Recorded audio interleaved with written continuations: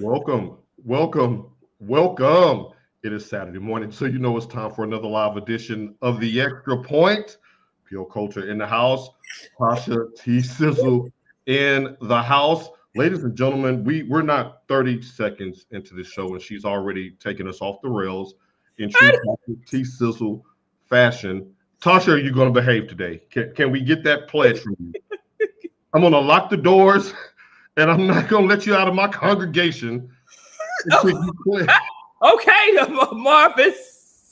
until you pledge to behave on this here Al Gore's internet. All right. Never would have paid it. That's what people were saying. No, I saw somebody comment never would have paid it. Was he out of his damn mind?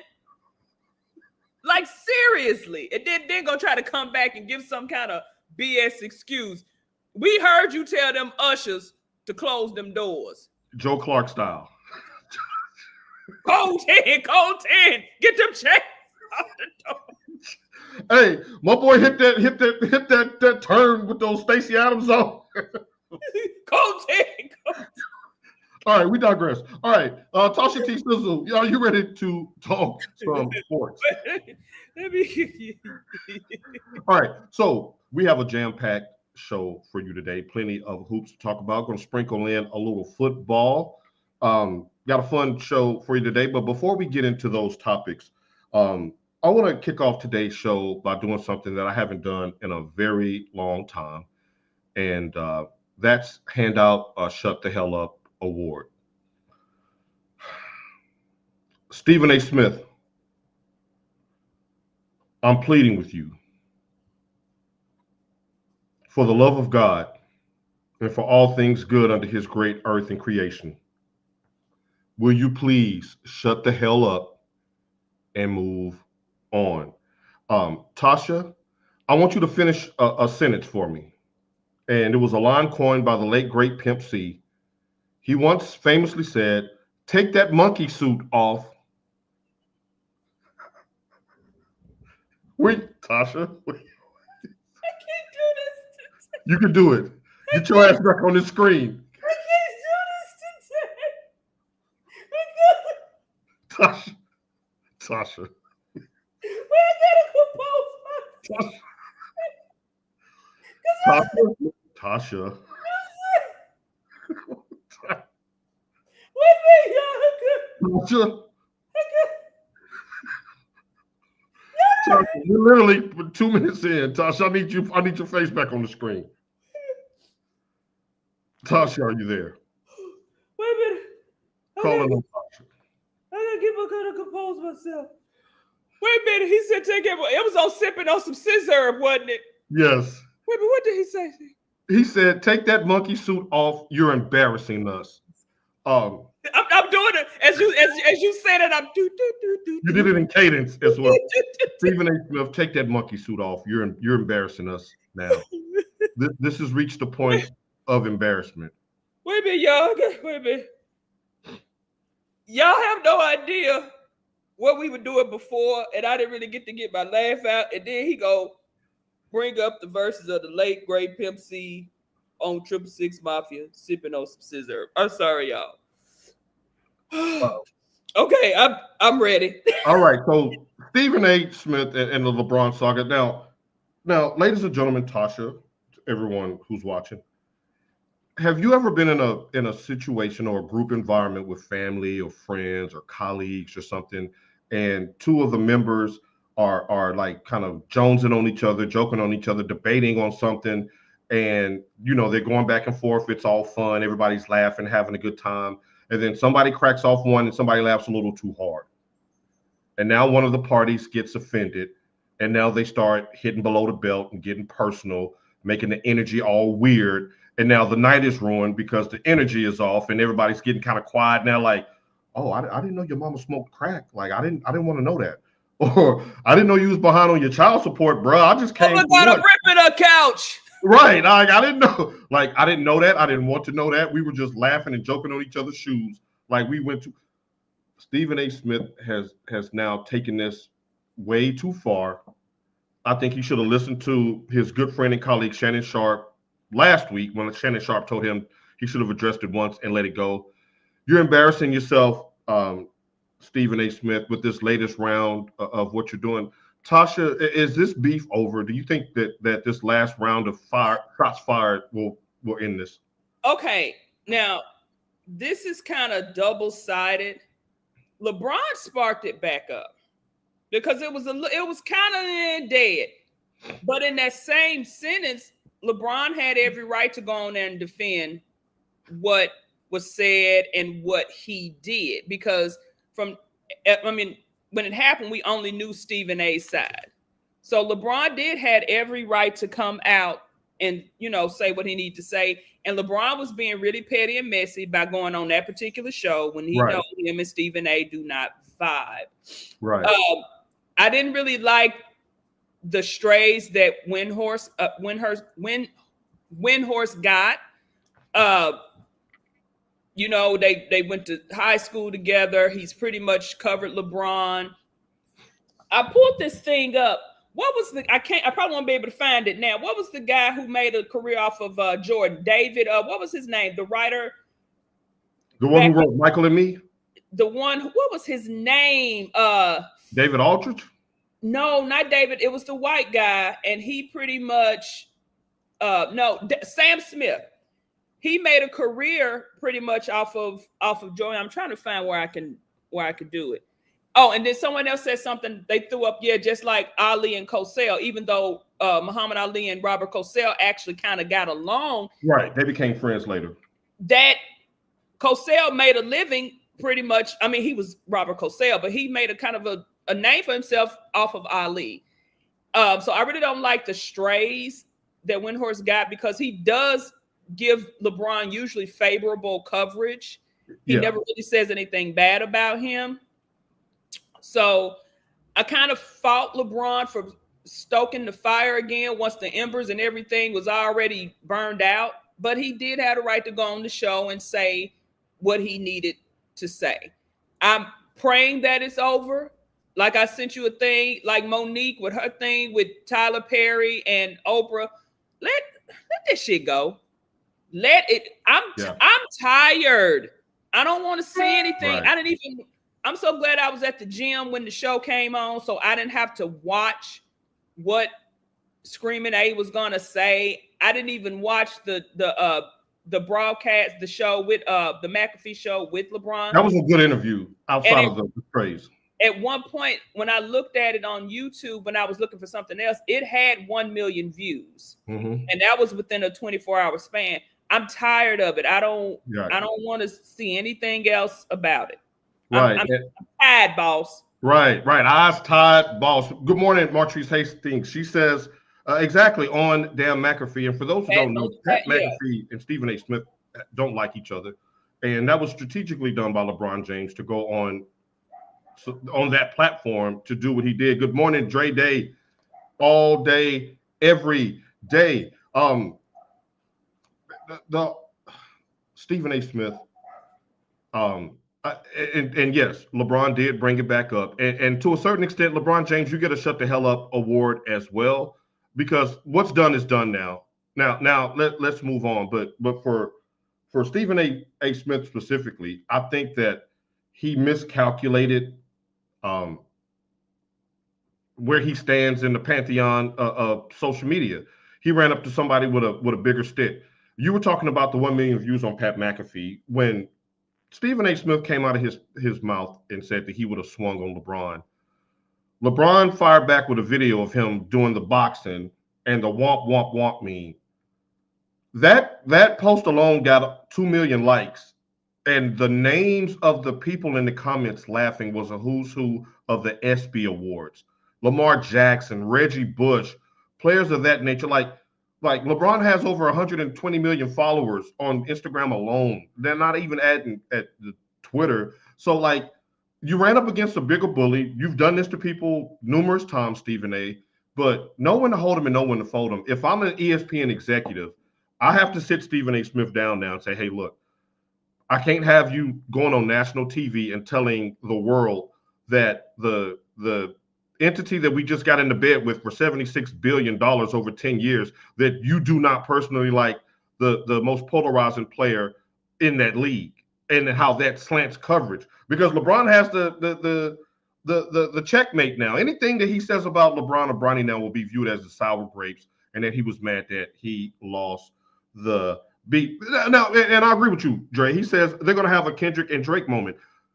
This reminds me of, and good morning, Melanie Taylor.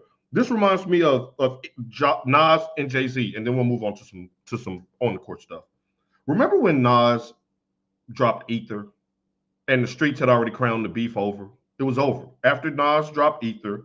It wasn't over. I can't hear you, Tasha. Can't hear you. Remember how everybody was like, when the takeover came out, they was like, oh, he ended Nas with the woo. But what did I tell you? Ether was not for us. Ether was for Jay-Z, and he got ethered. He did. And that song, and I bump Ether because everybody knows I love Nas. Nas is my favorite. He killed Jay-Z on Ether. He did. Certain things are just for particular people. It may not be for us. Like how you're not, like you're on the Drake side when it comes to the Kendrick beef. Not like us, even though we vibing to it, that was for Drake and some others, because other people got strays too. It hit home because a hit dog gonna holler. Well, okay, so let me back up and clarify something. I really wasn't invested in the beef. I just like Drake's music better than Kendrick Lamar overall. But Kendrick Lamar won that battle. Not Like Us was the Ether. It was the one that ended it. But back to the point of Ether and how that ended it for us in the streets. We was like, okay, Nas came back. He won the battle. It's over. Jay-Z came back and dropped a diss track called Super Ugly. And it didn't resonate. It didn't resonate, but bigger than that, the personal shots that he was taking about Nas's baby mother and leaving condoms on the baby seat, it went so low that Jay-Z's own mother made him get on Hot 97 and apologize, which is what we saw when Stephen A. did he wasn't at the Kobe Memorial, trying to cause rift between him and Dwayne Wade. Like, at this point, you're totally missing professionalism. This is not journalism. Like, but when I did come back from the gym and I did come on and First Take was on. I mean, not First Take. What's the show? Get Up. Oh no, I'm talking about First Take. First Take was on when he was telling the story. Stephen A. did say LeBron was in the building. He just didn't see him. But I think that part got missed. And I remember Jarrell had posted something when he was talking about he would have, whooped LeBron. And I said, but you also got to remember before that, Stephen A. admitted, yeah, I probably would have got my ass kicked, but I would have swung on him. But would you really have swung on him? But people are missing that. I mean, Paul, that's fight or flight. If somebody's coming at you, regardless of who you are, where you are, if somebody's coming at you, you're going to do something and try to at least pinch the bitch. Either way it goes. I don't care if it's, I mean, hell, look at David and Goliath. Didn't he knock him over with a slingshot and a damn smooth stone? Cut his head off too. You're going to try. But I'm just saying that's getting into the most remote of hypotheticals because we saw the interaction and that didn't happen. If LeBron wanted to yoke him up, he could have done that. Good morning, Jarrell. Solo on Sports says both LeBron and Screaming A. Smith are corny. This sounds like a Jordan fan. I'm there you go. This sound a little Jordanish to me. White man got a brain, Rocky Marciano out there. There you go, Paul. Yeah. Good morning, Farrah. No, but yeah, Stephen A. Smith, I think that you've done damage to your brand. I think that anytime that, I mean, your whole show is predicated on talking about the Lakers. The Lakers are going to be in the playoffs. You're going to have to continue to talk about them. And anything that you say about him now will be spun in social media verse as you hating. And I just think that was a bad look. Good morning, Farrah. On the wall, who's the best of them all? That will be our take. Can't wait to hear you and T-Double on in a little bit. All right. So There are 8 teams left dancing in this year's NCAA tournament. And Tasha, when I'm looking at the seeds, it's starting to paint a picture for me. We have 4 number 1 seeds, we have 3 2 seeds, and 1 3 seed. Um, Tasha, it appears that the Cinderella's carriage turned into a pumpkin long before midnight in this tournament. But do you think that is bad for March Madness? The fact that there's no more Cinderellas. But did you also notice that in the Elite Eight, you have one conference who has a team in each region? Yes. And who said the SEC was just for football? Now, here we were wearing the SEC out because they was getting knocked out. But we see now that was that crusty shit that falls to the bottom. Mm-hmm. The cream done rolls to the top in the SEC in this baseball. Right. I mean, in this basketball. And I am shocked because it's not a usual Kentucky that is there. You got Auburn. Mm-hmm. You got Florida. Mm-hmm. Those are the 2 of the number 1 seeds. Mm-hmm. Who would have thunk it? And Old Piss was playing little brother you head to head until the second half. Right. They had them dead to right, and not to mention Arkansas blew a huge lead late in that game. Arkansas it could have been 7 out of 8. So I don't think I still think it makes for good TV simply because you have other storylines than a Cinderella. Because y'all know how we are. We competitive with our brackets. And when that Cinderella mess our bracket up, we like the Denzel meme. We slamming, we mad. We done set our brackets on fire. Right. Pulled out the fake one that we made and say, no, I had it all along. Right. I'm kind of torn on this topic. I think one of the things that makes March Madness magical are the upsets in the first round. When you see a Sister Jean get wheeled around from arena to arena, or when you have a VCU make the Final Four several years ago and things of that nature. But on the other spectrum, Tasha, I don't want to go into Elite Eight and watch Tennessee State University versus University of Texas San Antonio. I just don't. I want to see Alabama and Duke. I want to see Florida versus a top tier program. I want to see the big boys play. If my team is not in it personally, I want to see the best matchup available. It's kind of like your thoughts on the play-in tournament. You feel like that's just extra foolishness that falls off to the bottom of the play. I hate the play-in for the NCAA. I hate the play-in for the NBA. Stop having damn play-ins. If you're not in there, you're not bleeping in there. So, okay, Farrah, here we go. So she said, so you swapped Tennessee shirt over Michigan since they lost, huh? Tasha, I'm going to let you handle that. Farrah is still a little bit tender now. Right. It's a thin line, Farrah. It's a now, thin line. Now, Farrah, you keep on and I'll move in. Keep on. Now, that ain't a punishment for you. I know. It's going to be a punish. That ain't no punishment. It's going to be a punishment for them. That ain't no punishment. So let's just put this out here, Farrah. So you swapped out the Tennessee shirt with the Michigan shirt since they lost on. Yes, the season is over. Now it's about the Tennessee Titans and the number 1 overall pick that they'll be picking in just a few weeks. You hear me? Do you understand me? Are we clear on that? Now, don't be laughing. Ain't nothing funny today, Farrah, but make sure y'all check her out around 10:15. Did y'all notice? Tasha, quit bringing attention to that. But good job by you.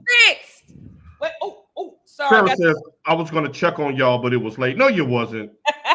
No, you wasn't. I was devastated. We were up 9 with 12 minutes left to go in the game. I was about ready to do my tweets. I think she got her some new curtain hangers. So, yeah, I'm still a little raw and still a little tender. Did y'all know that old lady Jean is still alive? She's like 103. I thought we killed her in the Final Four. And you know what? I was actually going to send you a message and ask you if Sister Jean had passed. Sister Jean is on that yak. You know, most of the women who live that long, they drink every day. And I keep telling y'all, brown, but no. Y'all keep wanting to drink that clear. Ain't nothing wrong with that clip. Y'all probably See still what that clip drinking got me? bumpy face. No, I don't drink anymore, really, like I used to.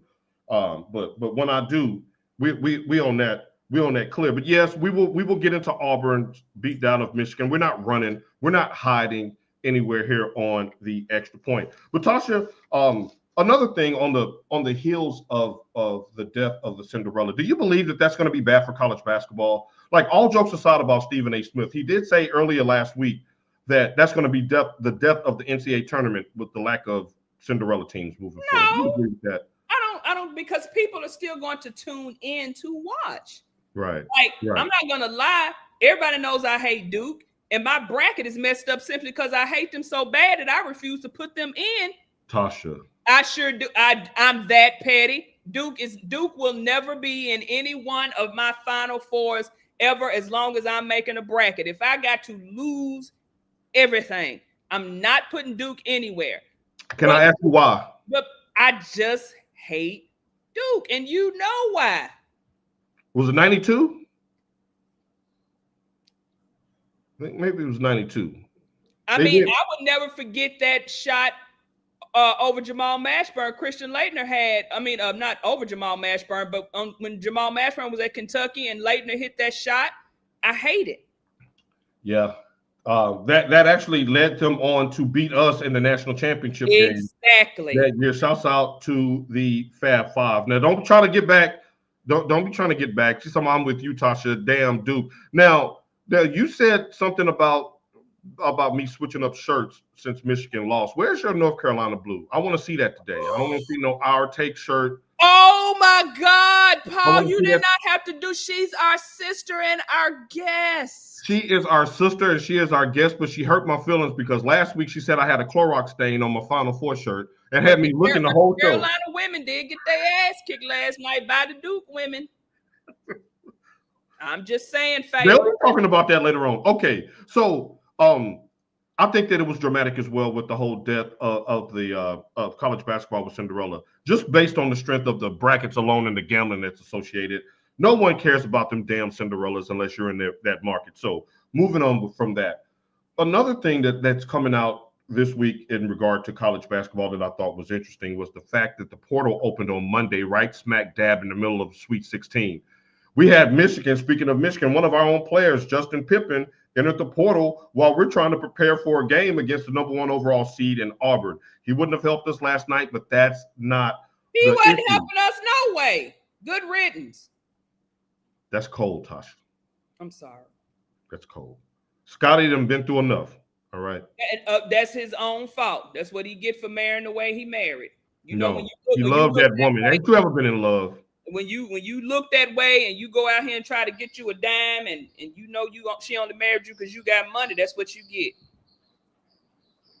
So it's the man's fault when the woman is an infidel, huh? Okay, all right. But that's a whole other topic for a whole other day. He one that approved all that plastic surgery because she. The Pee Wee Herman word of the day is accountability. Take accountability, I'm ladies. Just saying. He might have really loved that woman, and all of his sons look exactly alike. Those Pippen genes are very strong because no, that Pippen gene ain't strong because we know Pippen looked like Squidward, who lives on a pineapple under the sea. SpongeBob SquarePants. Oh, so it's okay to bring up SpongeBob if we're not talking about your boy, Coach Keeper Job. But we're gonna digress. Farrah, Tasha, I saw Rick Pitino, Penny Hardaway, John Calipari, and a couple of other prominent college basketball coaches that have publicly stated that they have no interest in replenishing their roster with high school seniors, that they will go to the portal and they will use the portal and basically use the portal as 1 year roster rentals. And that's how they're going to continue to build their teams. Tasha, you've been closely aligned with a lot of people with kids that play high school sports.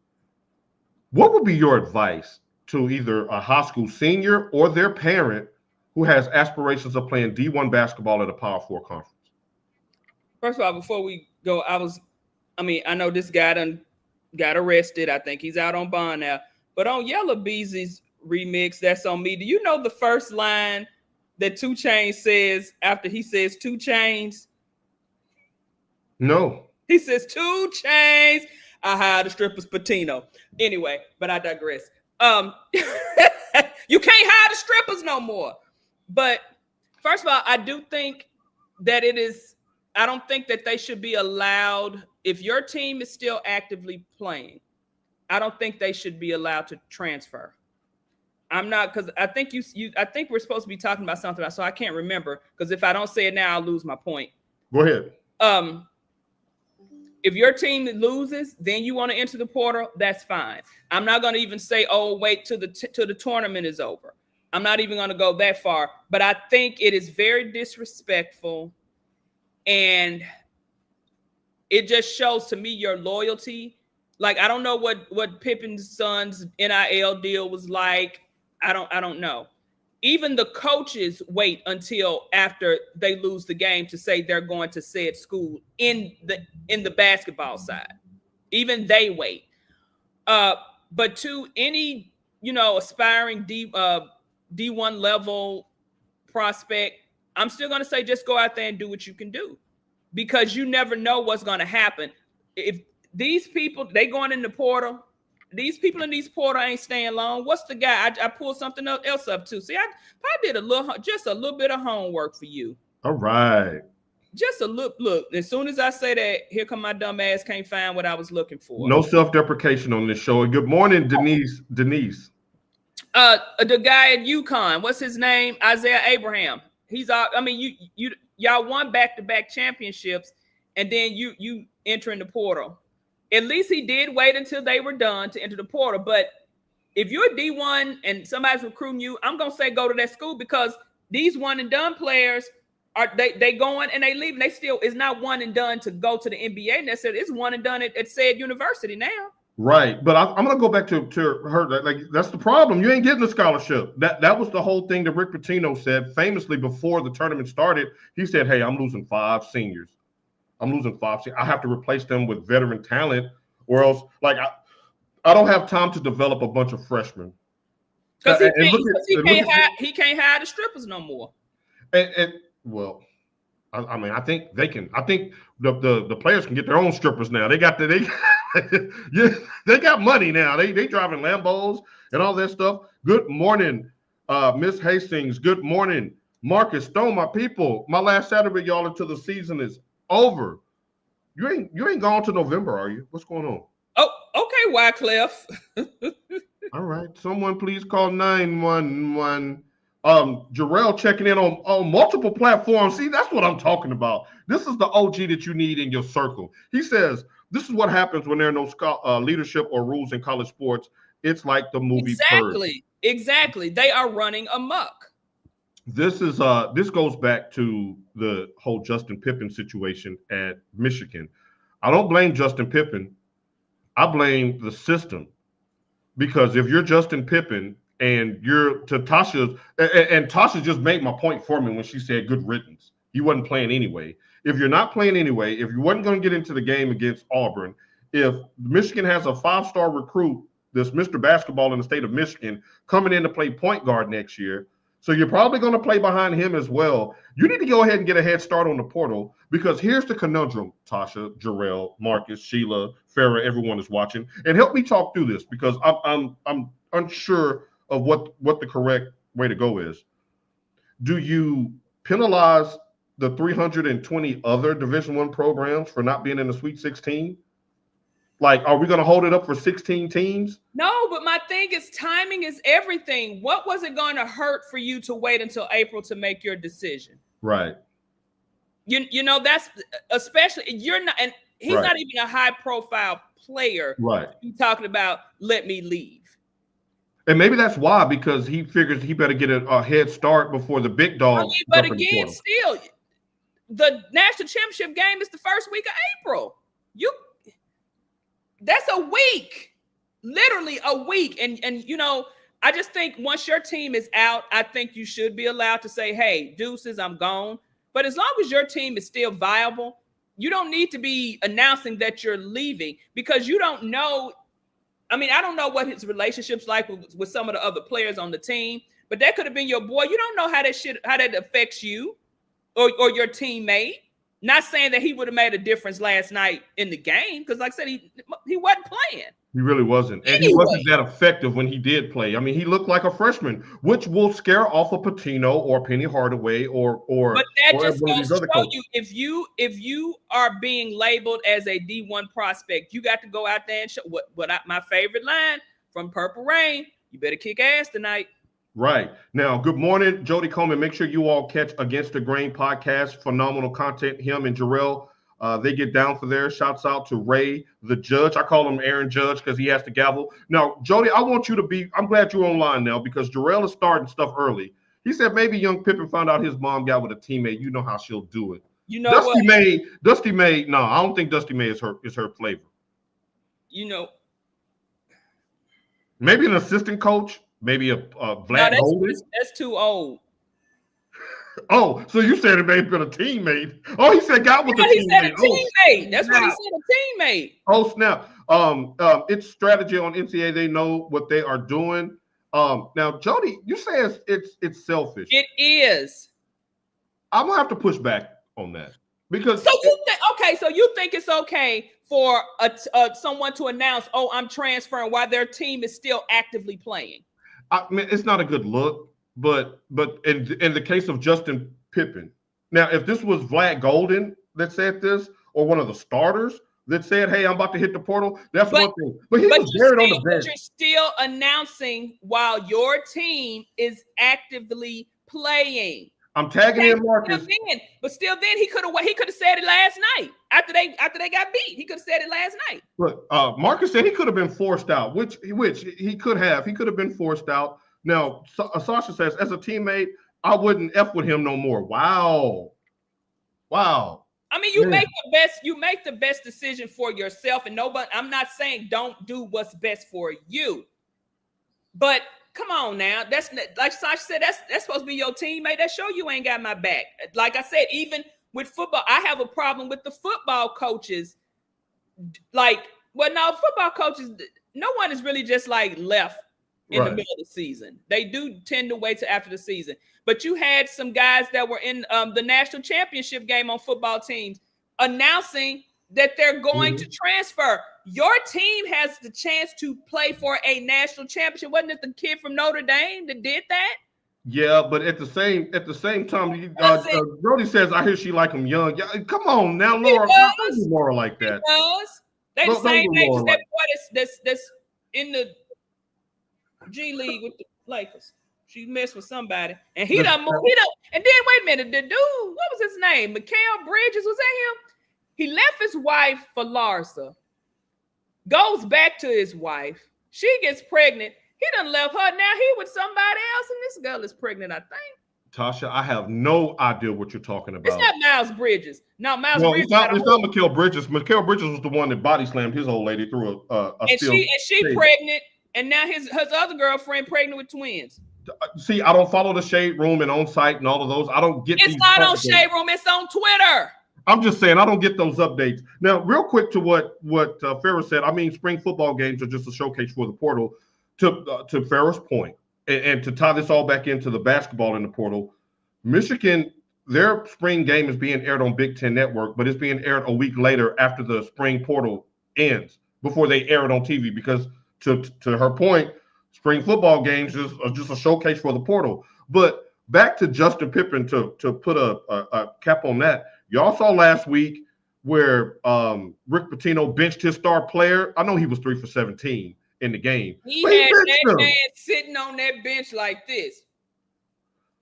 Right. And so what you talking about loyalty? Where was the loyalty? They didn't even go down with the ship with the player who helped get them there. So that's why I don't have a problem with the players different. Decision. That was Pitino saying, so the kid wasn't sitting over there talking about now. He didn't pull a Pippen and say, I ain't going in.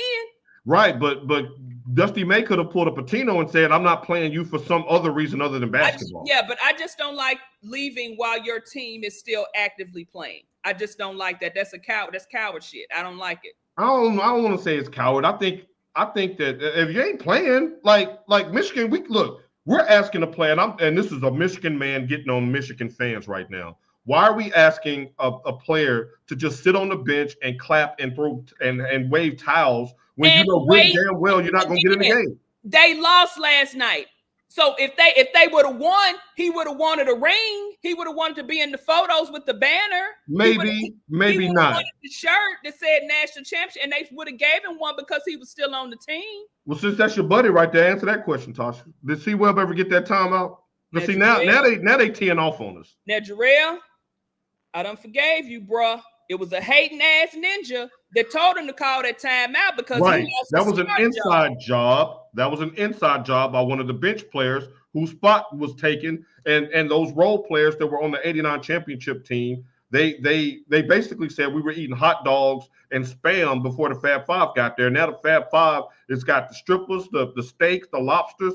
I'm gonna die. Grist. And instead of them, like the argument they're saying with some of the WNBA players, instead of y'all being happy what Caitlin is doing, y'all still hating. They should have been happy with what the Fab Five was getting. Y'all got black socks. Y'all got the fresh Nikes. Y'all got the long shorts. And you got notoriety. Yeah. Right, you got notoriety. Now, Marcus says, nah, sis, they do it in football too. I've seen it firsthand. Sometimes the players do it while their name is hot to secure an opportunity somewhere else. Yeah, that's what I said. The guy that did it at Notre Dame when they were in the Final Four. I just don't think that they should do it while your team is still viable and actively playing. Okay, so really? Michael Beasley. I tried to get off that real quick. No, I saw that. You know, I likes the mess now. Michael Beasley.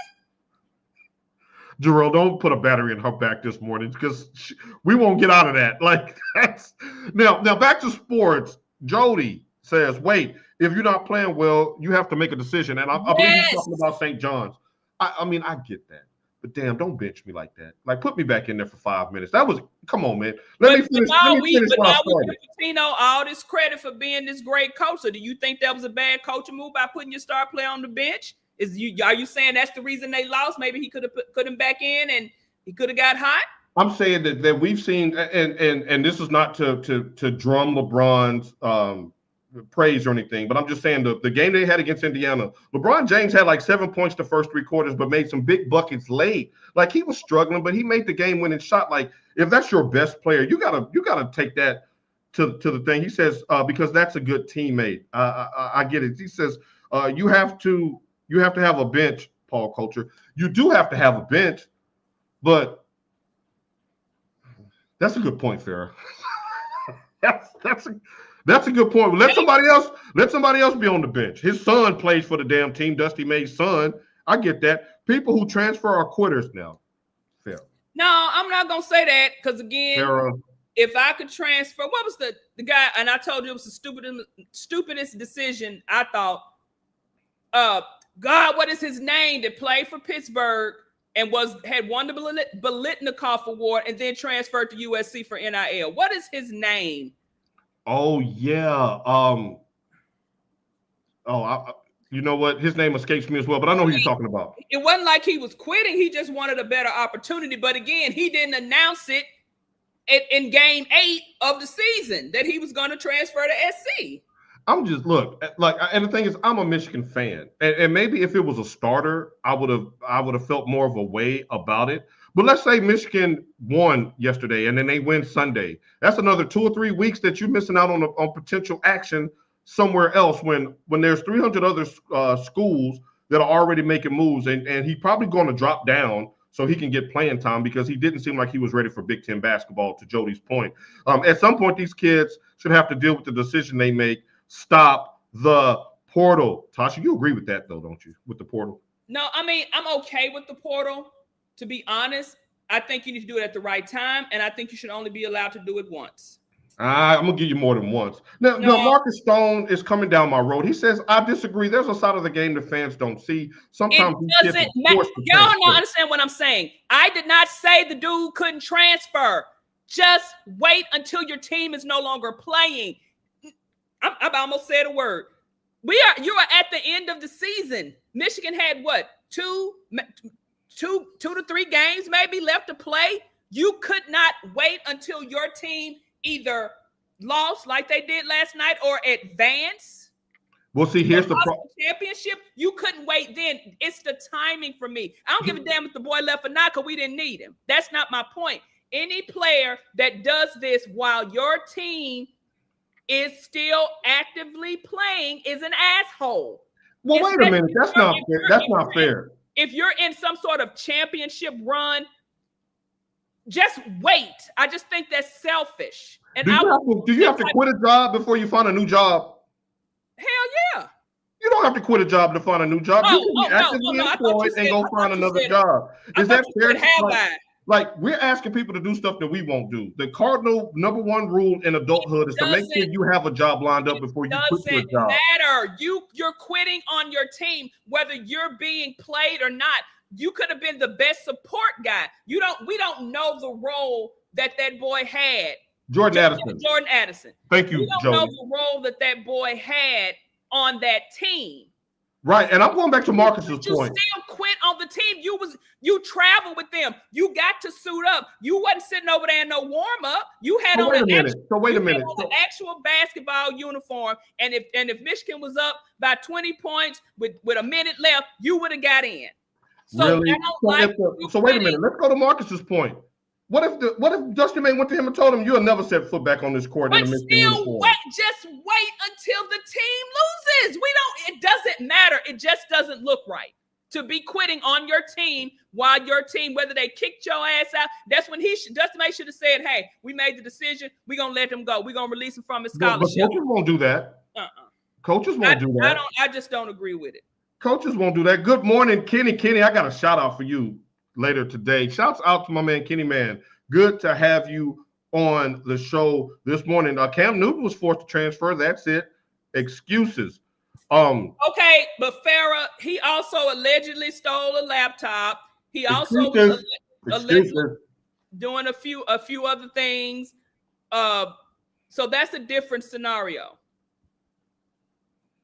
Now, he says, where was Scottie Pippen as a former NBA player and father to give advice? Who you think told him to dip? Because he said, do like your mama did. No, Justin don't need the money. I don't think them Pippins, I don't think it's for NIL. I mean, Justin was a made man when he showed up on campus. Do what your mama did and go with a better option. Don't be talking about people mama on here. That's what he said. He said, do what your mama did and go find a better, what you think is a better option. We teach our kids not to quit. You let the season end and then you make a move. Thank you. But you are a LeBron fan. When did LeBron leave in the middle of a season? And I am a LeBron fan. Mm-hmm. And if you want to talk about quit, he ain't quit twice in his career. See? There you go. I don't remember him quitting. I don't remember him going to go play World League soccer. Fan. I'm just saying. You Farrah, you want to talk about quitters, Farrah? Let's Jordan didn't quit during the season. He quit during his career. All right. And then he came back in the middle of a season after all of the road work was done to play in the playoffs. But Marcus, the transfer portal is not closed. He had every opportunity to wait until today to make that announcement. You know how many spots are being filled while he waits on the bench? But if you are the 12th man on a 12-man roster, ain't nobody clamoring for you anyway. You could have just waited. So you mean to tell me a Bowling Green or a mid-major school wouldn't be clamoring for his services? But if he's that what am I trying to say? If people want him that bad, they're gonna wait for him. You don't think Bowling Green would have waited and said, "Hey, we may can get that Pippen kid"? Come on. But you may not, too. Like, come on now. If I'm a college coach, I'm saying take it now and never. I understand if the damn window closed at 12 a.m. yesterday. This shit, I mean, it was still open. It's still open. I'm just saying, like, F these schools. If my son has got a chance to go play somewhere else. Damn about the school. I'm talking about your teammates. That's what I'm talking about. Okay, now Stone says, I know 5 kids personally that were told to find another home while they were winning and told they would travel, which caused them to miss a portal window and opportunities. 2 kids were able to find another home and the other 3 college careers ended. But hey, it looked okay, but it gave good optics for the people watching on social media. Nah. But if the window is closed or closing, that's a different scenario. It ain't closed. He could have waited. But you just said that we didn't need him. Now, Jody says, if I'm a head coach, I'm staying away from kids like this. I need team players. We'll see. We'll see how that plays out. LeBron started the NFL portal. LeBron started a lot of stuff. He's your king. NBA portal. Yeah, he's your king. MJ quit 3 times. I mean, Kenny, I wasn't keeping count. I'm just here to talk basketball. Quitting and retiring are two different things. There's always a reason with him. There's always a reason. Saying. Y'all always defending LeBron with his lying ass. It's always a reason with MJ. And LeBron always lying. MJ was in the wilderness for 40 days and 40 nights. He was tempted by the devil. He was looking for manna. Off the mountain. He was looking for manna. He wouldn't eat. He told the devil to get behind me. He was in the land of Nod.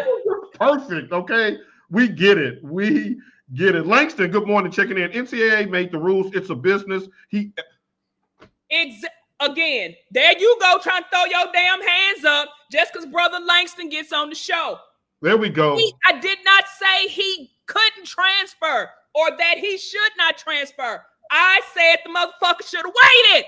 What part of that did you not get that through your greasy skull? Yo, damn it!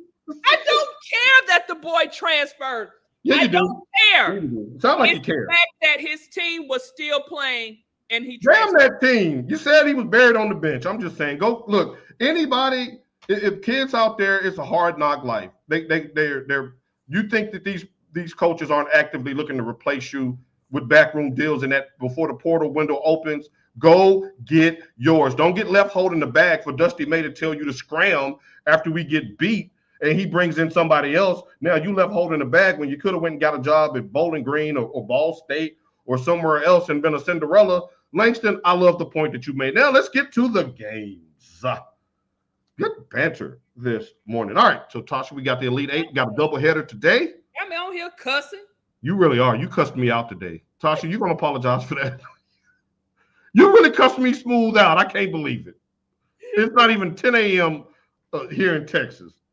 Right, come on with the crash out, Tasha. I'm fighting for my damn life. I'm fighting for my life. Be careful. Because you know you're gonna get Jody riled up. You know Gayle King is his girl. Oprah too. That's a cougar delight. She ain't got no hot body count either. A house is not a home. All right. Right. Martrice, you saw Tasha crash out on me today in 4K. I think this is 1080p, but y'all get what I'm saying. Tasha, can we hug real quick? Can we make up? All right, there we go. Good stuff. All right. We gotta. You said sinners got souls too.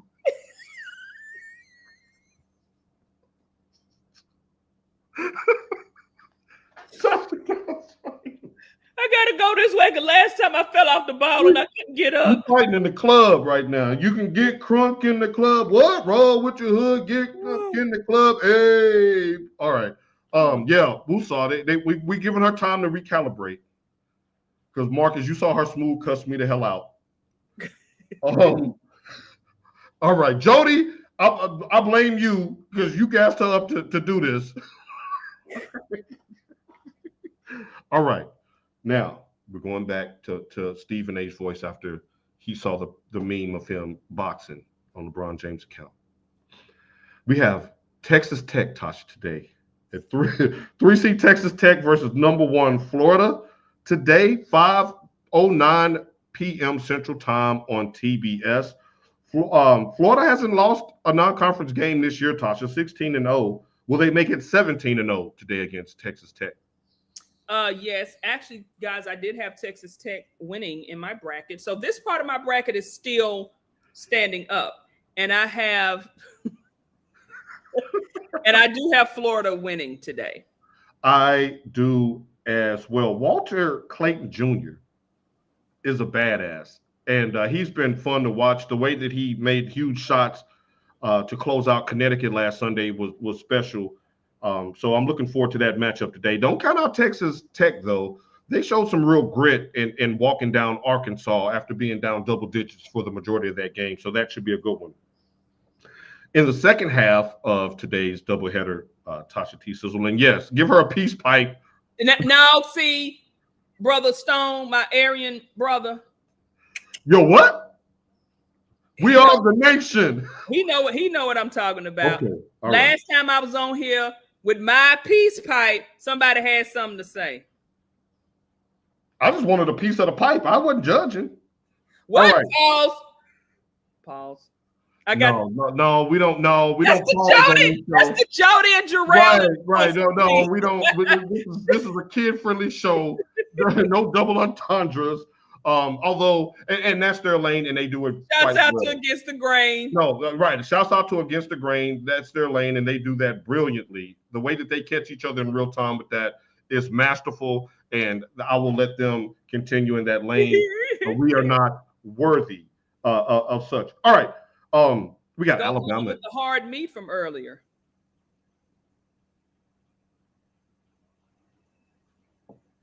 Tasha, we got 2-seed Alabama and 1-seed Duke.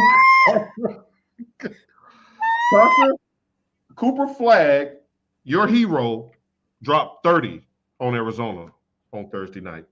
Both teams scored 100 points. Tasha, are we taking the over in this game regardless of who wins? Yeah, I guess. Who you got? You going with Bama? You rolling Tide since you hate Duke? I hate Bama. I'm going with Bama because my Duke hate is greater. Okay. All right.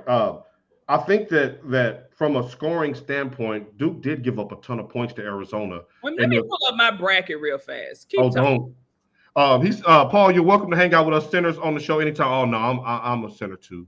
I'm a center too. I'm a center just like you.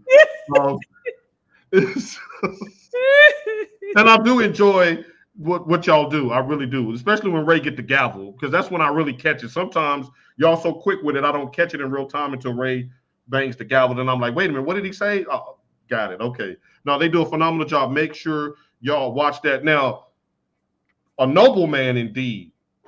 A Tennessee State University alum, Mr. Noble Ronald Pitts, good morning. He says take the over. I'm taking the over. I think it's going to be a shootout. First one to 110 wins this game. I would love for Alabama to get it done because now that Michigan is out, I want 4 SEC teams in the Final Four. But I think Duke gets it done. Cooper Flag is just a cut above the rest. Tasha, on Sunday, we have Rocky Top, Tennessee, versus number 1 Houston, the Fighting Kelvin Sampsons. Who do you like in this one? Oh my God, if you go look at my West and Midwest regions, those are the only parts of my brackets that ain't burnt up to hell.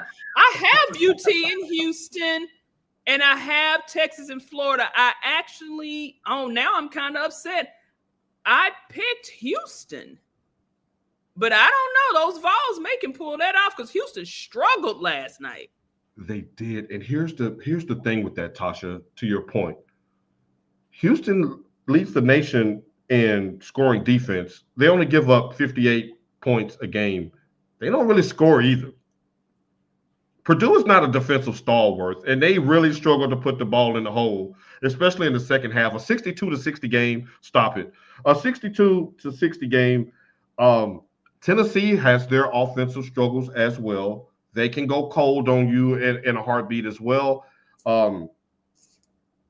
I think I picked Houston in my bracket, but after watching the games unfold, I'm going Rocky Top because I think they just have a little more firepower. You're not going to hold Tennessee to 58 points. I do not believe. And y'all see Langston's picture. He's looking back like, yeah, I picked the right one. I see you, Unc. I see you, OG. Look, cousin in the house. All right, Marcus Stone. He says, "I'll rest easy. See y'all when track season is over." Hey, can you put your Instagram account for your girls back in And the we're going comments? to give Marcus Stone his birthday shout out. Happy birthday, Marcus Stone. And another trip around the sun is truly a blessing. But make sure you let us know how we can keep up with track season, and good luck to your girls. We hope they have a safe and prosperous track season. All right. And last but not Yes. least, our final one, Tasha. We got Michigan State versus Auburn in a battle of two opposing strengths. Auburn has a top 10 scoring offense. Michigan State has a top 10 scoring defense. Which one will prevail on Sunday evening? Well, I picked Auburn, and I would never pick. I'm not one of those people that say conference strong. No, I don't pick nobody in our conference but Michigan. Right. So, but did y'all see old dude when he Yes. Tasha and Farrah's been waiting on us to talk about this, so I'm going to give her a 30-second salvo on Auburn and Michigan. Remember in Rocky IV when Drago was fighting Apollo Creed? If he dies, he dies. And he had one arm cocked back that whole first part of the fight, and then his tall Amazon wife stood up and nodded, and then he killed him in the ring. Shouts out to Brigitte Nielsen. That was her name. Excellent job by you, Tasha, on that. Well, Bruce Pearl was Miss Nielsen last night. And he let Auburn play around with us, doing our head like this while we swung at them. He just like, okay, all right, we need to do this for ratings. It's a late game. CBS needs us to carry this thing into midnight. So just hold their forehead and let them swing. We're up 9 points with 12 minutes left to go in the game. And then Bridget Nielsen said, Tasha, we ain't never looked so unathletic in our life. All I know is I was asleep because I said this game is already too late. And I said, I hope I wake up to a Michigan victory. I did not. Don't wake me. Don't wake me. Because I stayed up and watched it. And I watched in horror as Rocky didn't throw the towel. Throw the damn towel. They beat our ass, Farrah. Farrah, don't all caps me right now. Farrah, don't all caps me. That's not. But I got Houston. Of course, you got Houston. Question: do we attribute the SEC success this year to the level of coaching throughout the league or talent? I'm gonna lean more towards the talent. Again, I'm not opposed to the portal because the SEC is getting basketball talent like they haven't had in decades, and which also brings the coaches. A lot of people didn't like Bruce Pearl. Bruce Pearl has always been a hell of a coach, especially yes, he has. Which they has. Out at UT. Yes, Rick Barnes did wonders when he was at Texas. Yes, he did. I'm not really familiar with a lot of the other coaches in the SEC. But Coach Cal went to Auburn, and look what he did to their program this year. Sweet 16 should have been in the Elite Eight. How do I forget Coach Cal? Coach Cal, you have these top-notch coaches that can bring you that top-notch talent. Right. Yeah, appreciate y'all. Hey, make sure y'all follow this. Hey, go in the comments. Follow. Those girls are amazing. We are rooting for them. Hey, I'm saying LA 2028. Let's make it happen. Let's make it happen. LA just give me a badge. I get my own flight, Marcus. I just need a badge to be able to access the Hey, you can just come to Texas. We'll jump in the pace and film ourselves going across country for that one. Like, so we're gonna be there for a couple of weeks. Then he says, y'all had a FAU and Yale transfer. Why is Michigan still catching strays, Farrah? I cannot wait for your show. They were both over 7 feet tall, and they did what they needed to do. Except, even last night, what's his name still ended up with like 20+ points. He had not Danny Wolf and Vlad Golden. We not did. The one with the nose, but the other one, the grad student. Vlad Golden, the big Russia. Talking about really? Now get on her. She said y'all love the pee. Farrah. Tis Farrah. It ain't nothing like black pee on my word to the DJ Quick. See, that's why I'm glad Jody and them show probably done already started because they would be all over this. Thank Right, God. they would be all over this. Thank God they didn't see that in real time. So you're going with Auburn? You're going with Auburn. I'm going with Auburn as well. And yes, we did. Right, the nose. Like Tasha's been out of pocket all morning. It started before the show, and yeah, he looked like one of the Von Erichs. I'm gonna let that ride. But we're gonna miss Area 51. Yeah. Like that, like Dusty May. Let me tell you this, Dusty May. Get in that portal. Yeah, you're gonna have to get in that portal. But see, now you're about to feel what Juwan Howard went through when he first took the job at Michigan. Mm-hmm. He started off hot, and the expectations were way up here, and he had to meet or exceed that. Now Juwan Howard did the same thing. First year in the tournament, Sweet 16. Second year, Elite 8. Third year, Sweet 16, and then started kind of tapering back from there. And he was choking the shit out of people and right. I mean, and that too. But I'm just saying, Dusty May. If it would have gone in reverse for Juwan Howard, if Juwan Howard would have went 8-24, then NIT, then Sweet 16, then Elite 8, he'd still be the coach. Yeah. It went in reverse. So Dusty May, Tasha just gave you a stern warning.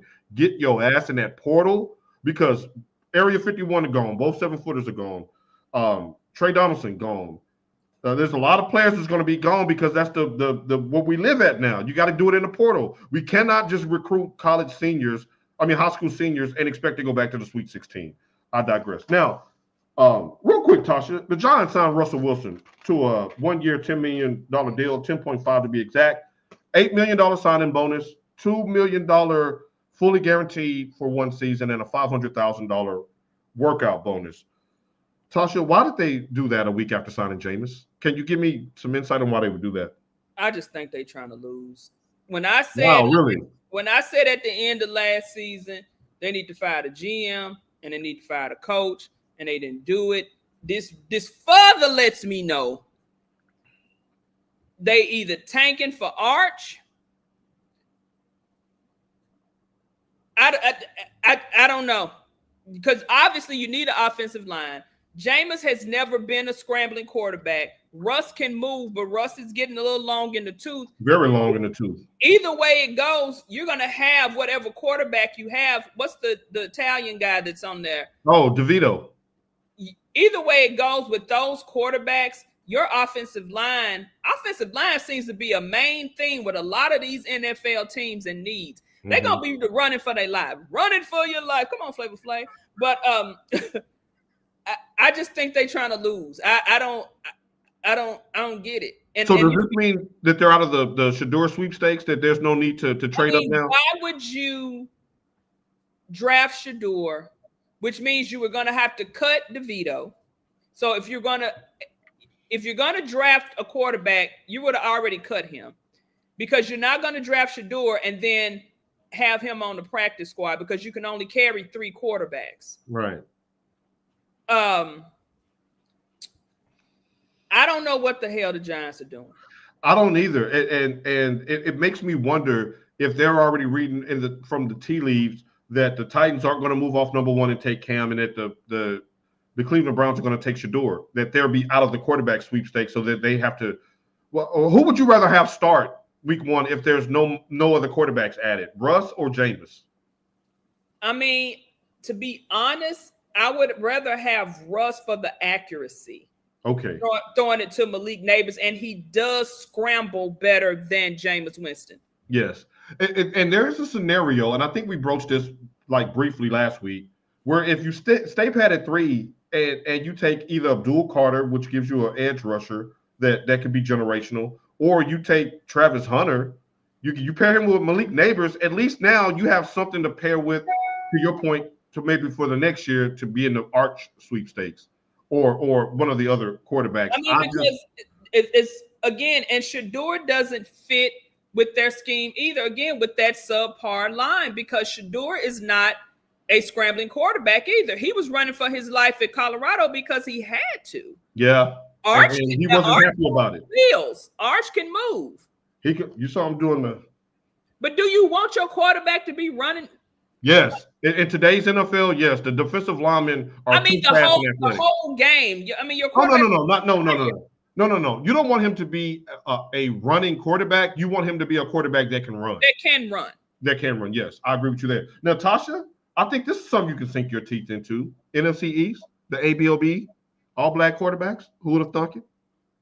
She's doing the Grinch. I love it. I love it. I love it. Good for the NFC East. Which one do you think will be going first? Anybody that play for them Giants? Anybody that plays for the Giants. All right. Y'all been trying to get rid of Dak since he got there, and he ain't left yet. He ain't going nowhere. He ain't going a damn where. He's gonna make his $60 million, and then they're gonna ride off into the sunset with his Kirk Cousins like career with $500 million in gross earnings and 3 playoff wins. All right, so it's time for T Sizzle's top 5. Oh, I knew it was coming, Tasha. You knew it was coming. That's why I did it. That's why she did it. Way to throw the lob, way to throw it down, Langston. All right, T Sizzle's top 5. Now, Major League Baseball opening day was on Thursday. We know Tasha, she does have a history with baseball. She's very versatile when it comes to her sports knowledge. So today I would like to have a little fun with her and get her top 5 favorite baseball players as we get ready for the summer's greatest pastime. You said sluggers. Well, however you want to do it. Y'all know my list always be over. I think I got about 7 or 8. I don't know. But I actually have to write these down. We got one, and I'm going to give y'all these government names. Marcus Lynn. Who is that? Did he work for Stranger? I'm going to stab you. That's one Mr. Mookie Betts. Okay. All right. Shouts out to Nashville in the house. 7-time Silver Slugger. Okay. 7. Come on. A world champion. And the MVP when he was with at Boston. My next one Mr. Jose Miguel. Who is that? Jose Miguel. I don't know. Miguel Cabrera. Okay. I was thinking Cabrera. I didn't know the Jose one though. Okay. Better known as Miggy. He was also a 7-time Silver Slugger. Now these are people, y'all. They're on my list because these are ones that I actually watched. Right. And that was like you got Jim Thome. They always say like Babe Ruth. I ain't never seen Babe Ruth play. I've never saw Hammer and Hank Aaron because y'all know those would be on my list. But like I have to give you guys like a little, what do you call it? Proclamation or whatever before. Some people are just retired and they're just not going to ever be on the list. Like Reggie Jackson? Yes, people like that because, I mean, even though I was alive when Reggie Jackson was playing, really was not understanding. Right. The magnitude of what he was doing got you. Right. My next one, now you should be able to get this one. George Kenneth. The Seattle Mariners, right? And you don't know his name? Ken Griffey Jr.? Damn! I have to pull your teeth out. One Mr. Ken Griffey Jr., a.k.a. The Kid. 7-time Silver Slugger. You liked him 7 times, huh? I mean, hey. But you wait till I get to the creme de la creme. The next one, now we know this one. David Americo Ortiz. Big Papi. Shoot up the club. Yeah, got you. Yeah, shoot up the club. Mr. Steal Your Drug Dealer Girl. I'm sorry. Again, 7-time Silver Slugger Award winner. Did I tell you that David Ortiz got me and Drew kicked out of our booth in Vegas? No. He big boyed us. We paid for a booth at a Vegas club, and David Ortiz and his crew came in, and they kicked us out of that booth and put him in there. I don't like him. Shouts out to Drew. Next one, Manuel Aristides. Manny Pacquiao. Manny Ramirez. Man, come on. I'm going to need you to get this together. Oh, yeah. You're our daddy. Y'all remember when he had to pee and he went into the wall? the green monster in Boston that time? Langston. Bruh, not the Louisville Slugger. He said his mom is on the top 5. Oh, I bet he knew then. wow. Like everybody's like Manny Ramirez, 9-time. I'm not gonna even go there. I'm not doing it. I'm gonna finish my list. right, please. List. I'm leaving my number 1 for last. Like I said, my list is long. Next one, y'all. Some people really don't look at this guy as being like a great slugger. Ichiro Suzuki. Do y'all know Ichiro actually played for 23 years? Because he played over in Japan before he came over to the States. Ichiro was a bad MFer. He was. And he was 3-time Silver Slugger. Now, I'm going to get to the controversial one. And I don't care. You can argue with your mama. I don't want to argue with my mama. Barry Bonds. I don't care how many times he took the cream. He shot up. I don't give a damn if his head was big, clear, not the cream. As big as the Goodyear blimp. Barry Bonds, in my watching of baseball, is the best baseball player that I have ever seen. And y'all know before the steroids. He was good before, sir. Y'all know Darryl Strawberry is my favorite baseball player of all time. Darryl Crackberry. Well, you're not finna do that. You're not finna do that. He was fine until you put it on that spoon and lit it. You're not finna do that. You're not finna do that. And yes, Ronald, yes, Shohei will be on her list. Should be on there now. But look, Shohei is good. Shohei was on the West Coast. I didn't watch a lot of West Coast since I've been here and when he was blowing up, so I don't know. Barry Bonds is the greatest baseball player that I've ever seen. 12 was in his bag this morning. He had that double shot of espresso. 12-time Silver Slugger Award winner. And so Barry Bonds will always, in my opinion, be the best slugger, the best hitter in baseball. Pre-steroids. Yeah. I'm adding Deion Sanders to the list. For me, I just thought he was just a phenomenal player. Go ahead. Well, he wasn't no slugger. You said a slugger. You didn't say my favorite baseball players. Don't leave, Trees. We almost done, Trees. Don't leave. Trees, give us about 2 more minutes, Trees. We almost done. No, because Tasha has locked the congregation on us with this list. I'm done. That was it. My number 1 was Barry Bonds. And rightfully so, because that's my number 1 as well. When Mark McGwire and Sammy, I didn't put them on there. No, when they did their thing, nobody thought that would ever be done again in '98. And then Barry Bonds came around and destroyed it. He said, "Oh, y'all got the needle. I'm finna get some of this here rub." Hey, he was hitting that ball into McCovey Cove. People out there in the boats, in the canoes. All right, who you shouting out today, Tasha?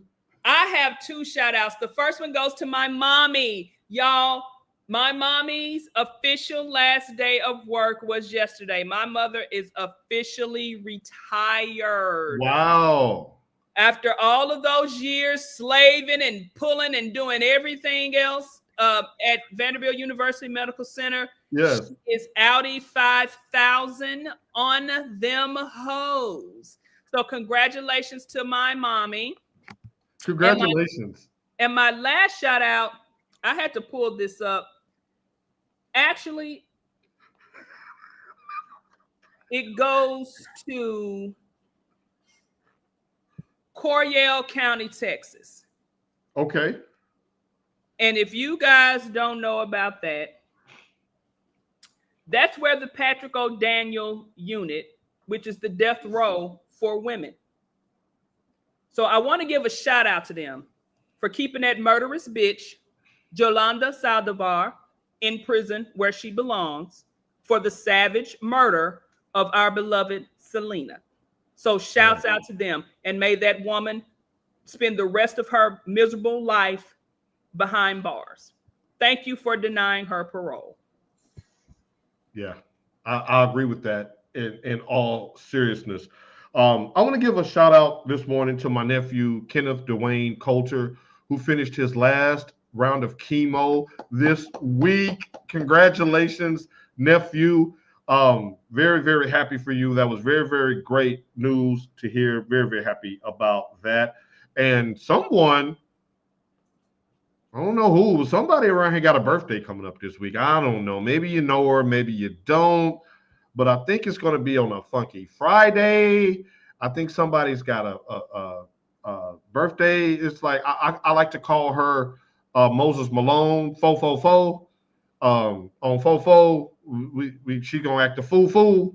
So somebody's got a birthday coming up. Tasha, you got any idea who that might be? I don't know, but somebody bought her some Blackberry Crown all the way down here to the island. All right, so make sure you follow one person who shall remain nameless. Make sure you follow her on social media because I'm sure the week of her birthday, Harry Potter. There will be stories galore chronicling her milestone birthday, and from 1975 to another. Congratulations, Tasha, on this milestone. Yes, we do have a couple of days to get there, but I just want to say that this is special. Y'all, we gonna be lit on the Saturday. And I'm jealous because Martrice and Tasha are going into the promised land before me, but I didn't smoke that rock. Let me in, Lord. Let me in. Don't do me like Moses. Yes, congratulations, Kenny. Kenny in the house. Yes. Continue prayers. 1 for the B-Day, 2 for the B-Day. All right. All right. We're gonna call it. Well, it ain't the big 5-0 because I saw her do the full reveal this morning before we went live. It's the little 5-0. You know, she's. I'm getting worried. She's getting a little too thin around the